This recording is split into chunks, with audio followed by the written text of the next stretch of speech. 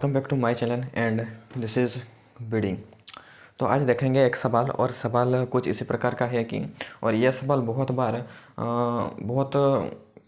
पूछ चुका है कहीं पर भी, मतलब एच सी वर्मा की बुक में भी है ये सवाल, और जेई मेंस में भी पूछ चुका है, और कभी स्कूल कॉलेज में भी कभी कभी दे देते हैं यह सवाल, क्योंकि ये थोड़ा इम्पोर्टेंट वाला सवाल है। तो देखते हैं कौन सा सवाल है, और सवाल कुछ इसी प्रकार का है कि मान लीजिए हम अर्थ के सेंटर पर एक टनल करते हैं, ठीक है, और उसमें एक पार्टिकल, एक ऑब्जेक्ट है जो भी कुछ छोड़ेंगे, उस पार्टिकल का टाइम पीरियड क्या होगा, ठीक है। उस पार्टिकल का टाइम पीरियड क्या होगा जब हम एक टनल करेंगे कहाँ पर, अर्थ के सेंटर पर, तो पार्टिकल का टाइम पीरियड क्या होगा, और अगर अलग अलग जगह पर टनल करें तो उसका टाइम पीरियड क्या होगा वो देखेंगे, ठीक है।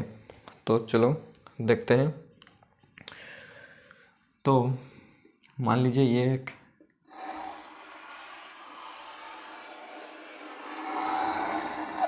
अर्थ है, और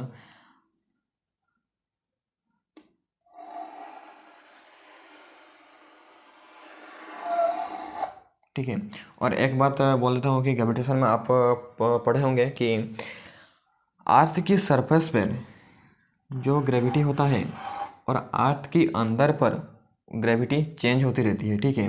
अर्थ की सरफेस पर मान लीजिए ग्रेविटी जी है, तो अर्थ के अंदर ग्रेविटी क्या होगा, जी डैश होगा, ठीक है। और ये अर्थ की सेंटर है, ठीक है। तो अर्थ की सरफेस पर ग्रेविटी जो होता है, अर्थ के अंदर पर ग्रेविटी चेंज होती रहती है, ठीक है। तो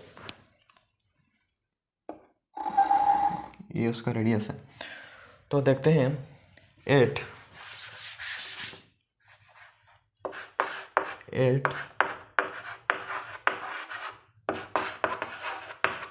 सरफेस ग्रेविटी ऑफ अर्थ, ठीक है। तो एट सरफेस में ग्रेविटी कितना होता है, जी equal to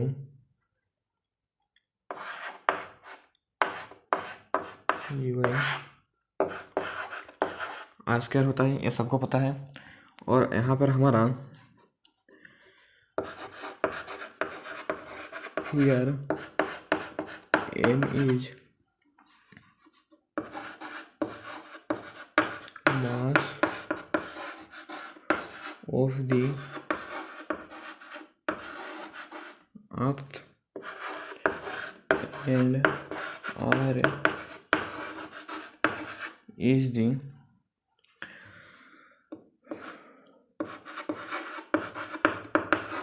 radius of the earth. और जी तो हमारा यूनिवर्सल ग्रेविटेशनल कांस्टेंट है, वो तो पता है, ठीक है। तो बट अर्थ एक स्फीयर है, तो उसका कुछ वॉल्यूम भी होगा, ठीक है। तो हमको पता है मास क्या होता है, mass equal to volume into density, ठीक है। तो अर्थ का वॉल्यूम क्या होगा, 4/3 पाई आर क्यू, और वॉल्यूम क्या होगा, रो, ठीक है। तो इस मास, अर्थ का मास इतना है, ठीक है। कितना है अर्थ का मास, 4/3 पाई आर क्यू रो। तो हमारा फिर ग्रेविटेशनल फोर्स कितना हुआ, जी 4/पाई आर क्यू रो, और यह होगा 3 और आर स्क्वायर। तो आर स्क्वायर से आर क्यू कट गया, और ये हमारा फाइनल आंसर जी 4/3 आर रो पाई, ठीक है। ये हमारा ग्रेविटेशनल कांस्टेंट एट सरफेस है, ठीक है। सरफेस में हमारा ग्रेविटेशनल फोर्स कितना होता है, इतना होता है, ठीक है।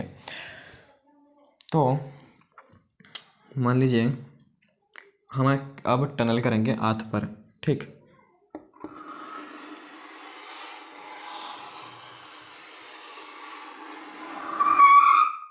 ये एक अर्थ है, और यहाँ पर हम एक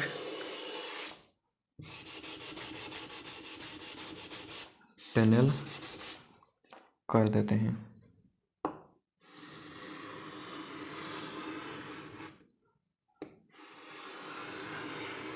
ये टनल हो गया और ये अर्थ का सेंटर है ओ, और सेंटर पर ग्रेविटेशनल फोर्स 0 होता है। ठीक है, मान लीजिए ये पार्टिकल ए है, इसको हम छोड़ेंगे, इसका वेलोसिटी चेंज हुआ, यहाँ पर क्या होगा, 0 हो जाएगा और एक्सेलरेशन की वजह से वो यहाँ पर रुकेगा नहीं।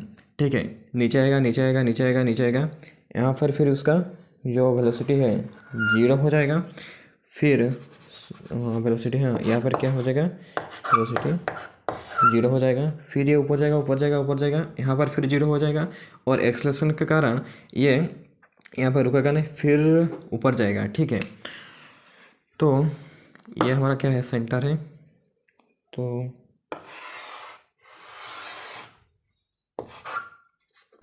ये हमारा मेन पोजीशन है और वहाँ पर एफ नेट क्या होता है, एफ नेट वहाँ पर होता है 0 और जी इक्वल टू क्या होगा, 0 होगा।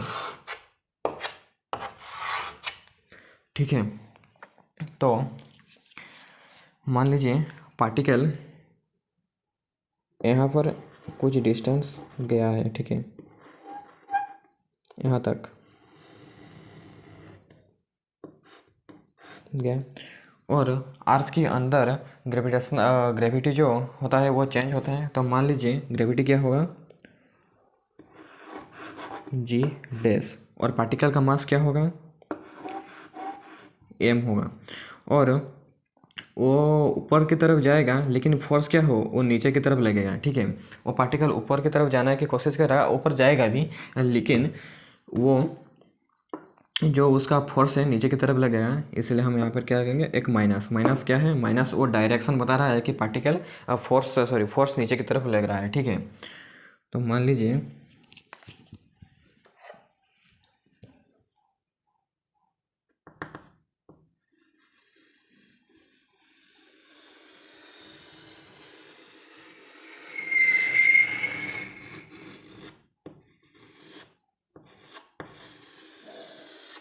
ठीक है,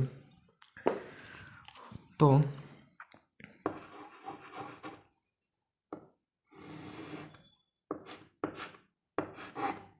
आर्क का रेडियस कितना है, ये वाला रेडियस, आर्क का रेडियस ये है और यहाँ से इस पार्टिकल का रेडियस क्या है, मान लीजिए y, और ये वाला डिस्टेंस h है, हाइट h। ठीक है, तो अब हम कैलकुलेट करेंगे,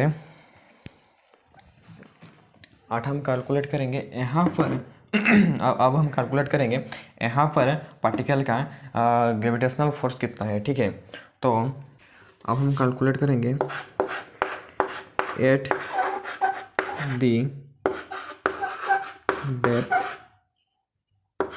डेप्थ h। ठीक है, तो इतनी डेप्थ पर ये पार्टिकल का ग्रेविटेशनल फोर्स कितना हुआ। ठीक है, जी डैश, तो जी डैश कैलकुलेट करेंगे तो जी डैश क्या होगा, यही होगा हमारा, यही होगा। तो लेकिन ये जो आर है ये चेंज हो जाएगा। ठीक है, यहाँ पर हमारा जो वाई है क्या, यहाँ से यहाँ तक का जो रेडियस है। ठीक है, तो ये वाई कितना होगा हमारा, वाई होगा, यहाँ पर लिख लेते हैं, हमारा वाई क्या होगा, आर माइनस ये जो एच है इसको माइनस कर देंगे तो हमारा वाई निकल आएगा। तो ये हमारा वाई है, यहाँ से यहाँ तक का रेडियस। ठीक है, तो यही है जी 4/3, आर हमारा क्या है, आर हमारा है आर माइनस एच और पाई रो, और वाई क्या है हमारा, आर माइनस एच। ठीक है, समझ में आया ना मेरा भाई? इतना तक बोल समझ में आया क्या ना? नहीं आया? ठीक है, इतना तक तो समझ में आया। तो फिर देखेंगे ये हमारा जी डैश। तो जी डैश मतलब यहाँ पर पार्टिकल का ग्रेविटेशनल फोर्स कितना है? इतना है। और सरफेस पर पार्टिकल का ग्रेविटेशनल फोर्स कितना है? इतना है, at surface at the depth H. ठीक है, तो फिर हम इसको निकाल लेंगे, जी डैश बाई जी। ठीक है, तो जी डैश हमारा क्या है? जी 4/3 पाई रो जी 4/3 आर पाई रो। ठीक है, ये कैंसिल हो जाएगा, ये कैंसिल हो जाएगा, ये भी कैंसिल हो जाएगा। फिर हमारे पास क्या बचेगा? हमारे पास बचेगा r minus h by r, और ये होता है y बाई आर। तो हमारे पास जी डैश निकल के क्या आया?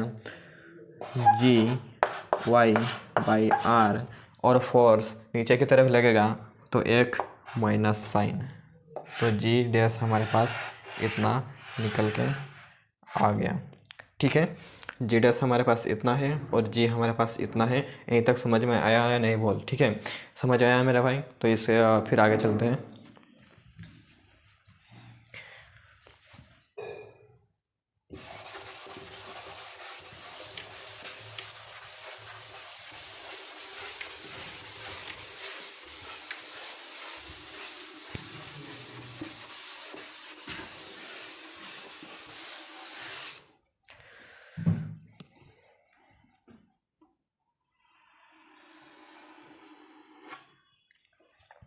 ठीक, तो और जब पार्टिकल मोशन करेगा तो उसमें एक रिस्टोरिंग फोर्स होगा, तभी तो वो एस में मोशन कर रहा है। ठीक है, तो उसमें एक रिस्टोरिंग फोर्स होगा, तो वो रिस्टोरिंग फोर्स कितना होगा वो देखेंगे। ठीक है, तो उसके पास कुछ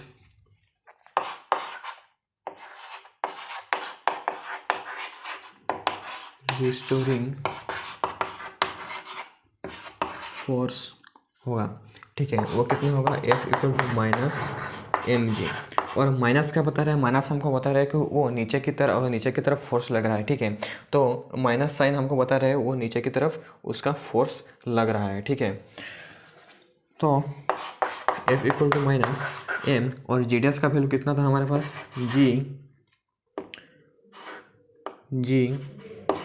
वाई बाई आर। ठीक है, ये हमारा रिस्टोरिंग फोर्स है। ठीक है, तो ये क्या है हमारा? ये हमारा रिस्टोरिंग फोर्स है, और माइनस साइन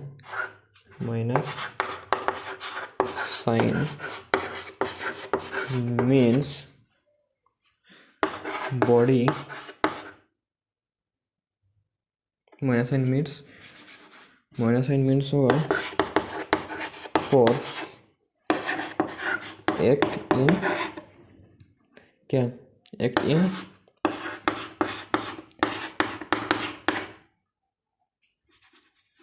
एक minus sign means act in opposite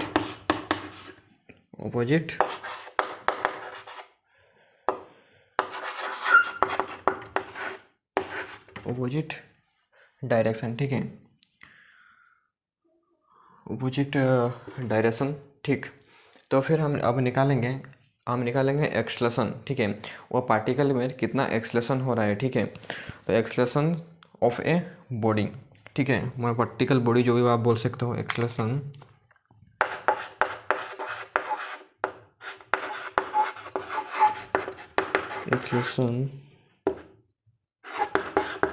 of A body कितना? A equal to F by M. ठीक है, F equal to F by M. ठीक है, एक्सलेशन यही होता है ना कि F equal to M I force by mass. तो हमारे पास एक्सलेशन क्या होगा? ए इक्वल टू फोर्स कितना है हमारे पास? Minus M G Y G Y R by M, M N से कट गया तो फिर क्या होगा, G Y by are minus, ठीक। और एस एच एम में हम क्या जानते हैं, एक्सलेशन का formula in S H M, S H M में, एस एच एम क्यों, ये है हमारा नॉर्मल एक्सलेशन, ये सॉरी हाँ नॉर्मल एक्सलेशन जो बॉडी का एक्सलेशन है, और ये मोशन जो हो रहा है वो पीरियोडिक है, बट एस एच एम हम उसको एस एच एम बोलेंगे, ठीक है। तो एस एच एम में भी एक्सलेशन होता है, तो एस एच एम लग रहा है, तो इसलिए एस एच एम में एक्सलेशन क्या होता है ना, एस एच एम में एक्सलेशन होता है A equal to minus omega square Y, ठीक है। ये है एस एच एम में एक्सलेशन, और ये हमारा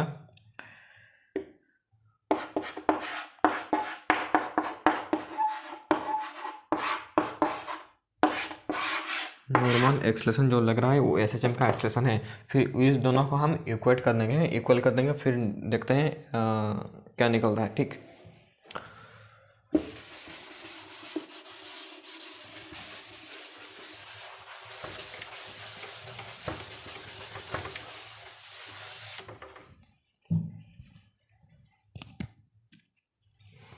तो बस दो एक्सलेशन था, A equal to minus ji Y by are, ठीक, एक एक्सलेशन, और दूसरा एक्सलेशन क्या, एक एक्सलेशन क्या था, A equal to minus omega square Y, ठीक है। तो ये दोनों को हम इक्वल कर देंगे, तो ये हो जाएगा minus omega square y equal to minus ji Y by are, minus minus cancel, y y cancel, तो फिर ये हो जाएगा omega equal to g by r. और टाइम पीरियड का फॉर्मूला हम क्या जानते हैं, T equal to 2 pi by omega, तो टी इक्वल टू ओमेगा क्या है हमारे पास, 2 पाई बाई जी आर, फिर ये हो गया हमारे पास टाइम पीरियड, कितना टाइम पीरियड हो गया हमारे पास, T equal to 2 pi R by G, ये है हमारा टाइम पीरियड, और इसका वैल्यू लगभग 84.6 होता है। इसका वैल्यू कितना है, 84.6 होता है, 84.6 मिनट होता है। ये निकल गया हमारा टाइम पीरियड। एक पार्टिकल अर्थ में हम टनल कर देंगे तो एक पार्टिकल को छोड़ेंगे, और यहाँ से यहाँ तक जाने में जो एक्सेलरेशन मतलब जो एस एच एम उसका होगा, तो उसका टाइम पीरियड क्या होगा, T equal to 2 pi R by G का रूट ओवर, ठीक है। वो हमारा एक्सेलरेशन है, सॉरी ये वो हमारा टाइम पीरियड है। तो और सवाल ये और एक है कि ये मान लीजिए अर्थ है,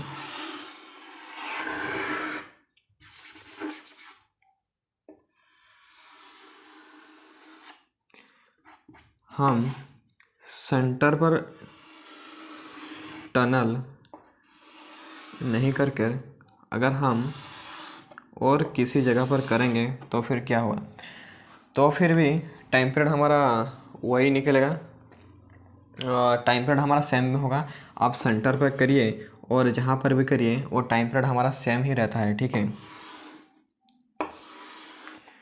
यहाँ पर करिए या यहाँ पर करिए, जहाँ पर भी कर सकते हैं करिए, लेकिन time period 2 pi g by r का रूट ओवर ही होगा, ठीक है। सॉरी टाइम पीरियड क्या होगा, 2 पाई आर बाई जी का रूट ओवर ही होगा, ठीक है, वही होगा। तो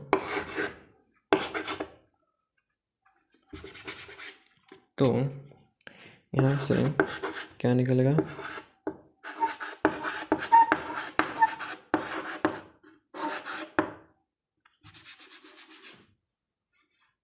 wherever time period is same, इतना t equal to 2 pi r/g, इतना ही होगा। और इसका वैल्यू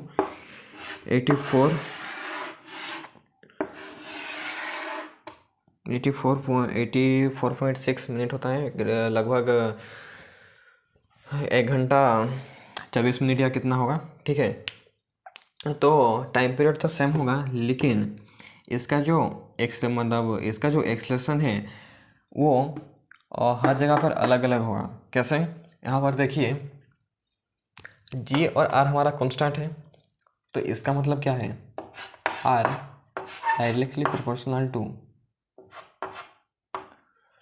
-y। ठीक है, -y। तो y हमारे पास क्या था, इस डेप्थ का रेडियस था y। ठीक है, y इस डेप्थ का रेडियस है। तो जहाँ पर भी एक्सलेशन बढ़ेगा तो रेडियस बढ़ेगा, एक्सलेशन कमेगा तो रेडियस कमेगा। जहाँ पर भी रेडियस कमेगा वहाँ पर जहाँ पर भी रेडियस कमेगा, हाँ, वहाँ पर एक्सलेशन कमेगा, और जहाँ पर भी रेडियस बढ़ेगा वहाँ पर एक्सलेशन बढ़ेगा। ठीक है, तो मान लीजिए ये अर्थ है। एक सवाल एग्जाम में सवाल पूछ देगा कि ये अर्थ है और यहाँ पर क्या है, यूएसए, और यहाँ पर क्या है, यहाँ पर हमारा क्या है, मुंबई है। ठीक है, यहाँ पर हमारा यूएसए है, यहाँ पर हमारा मुंबई है। तो यहाँ से यहाँ तक जाने का टाइम पीरियड क्या होगा हमारा। ठीक है, और यहाँ पर यहाँ से जाने का टाइम पीरियड क्या होगा, यहाँ से जाने का टाइम पीरियड हमारा क्या होगा, 84.6/2 कर देंगे तो 42.3 मिनट होगा। और एग्ज़ाम में ये मत लेके आना, ये होगा, क्योंकि ये जो टाइम है 84.6 यहाँ पर नीचे तक जाने का और नीचे से ऊपर तक आने का, ठीक है, वो है इसका टाइम पीरियड। ऊपर से जाएंगे नीचे और नीचे से जाएंगे ऊपर। ठीक, ये एक एक्सलेशन हो, ये एक SHM होता है। ठीक है, तो ये एक पीरियड होता है। ठीक है, यहाँ से नीचे आने का और नीचे से ऊपर जाने का ये एक पीरियड होता है, ये पूरा पीरियड का टाइम है। ठीक है, और एक पीरियड का क्या होगा, यही होगा 42.3। ठीक है, तो कुछ ऐसा ही सवाल था, और आई होप समझ में आया होगा मेरे भाई। तो समझ में आया तो सब्सक्राइब लाइक कर देगा भाई, का चैनल है यार, कर दो।